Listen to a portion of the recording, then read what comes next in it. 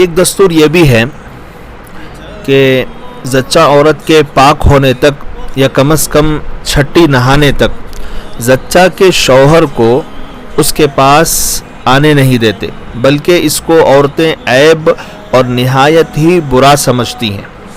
ایک تو بالکل بیکار کی پابندی ہے، اور اس پابندی کی وجہ سے بعض وقت بہت پریشانی بھی ہوتی ہے کہ کیسی ہی ضرورت ہو مگر کیا مجال جو وہاں تک شوہر کی رسائی ہو جائے اور شوہر وہاں تک بیوی تک پہنچ جائے۔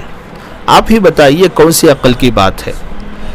بعض دفعہ کوئی ضروری بات کہنے کی ہوتی ہے اور وہ بات کسی سے کہنے کے قابل بھی نہیں ہوتی، یا کوئی کام بھی نہ ہو تب بھی شاید اس کا دل اپنے بچے کو دیکھنے کے لیے چاہتا ہو، بیوی کو دیکھنے کے لیے چاہتا ہو۔ عجیب بات ہے کہ بچے کو ساری دنیا دیکھیں مگر باپ نہ دیکھنے پائے، کیا ہی لغو و بیکار حرکت ہے۔ سچ فرمایا ہے حضرت تھانوی رحمۃ اللہ علیہ نے کہ اچھے صاحبزادے تشریف لائے کہ میاں بیوی میں جدائی پڑ گئی۔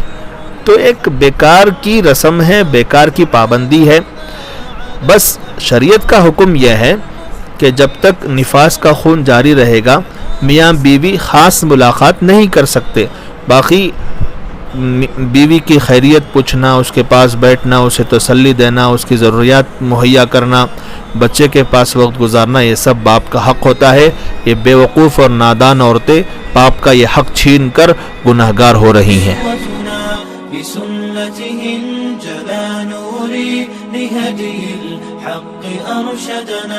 كتاب الله دستوري وخير الخلق أسوتنا بسنته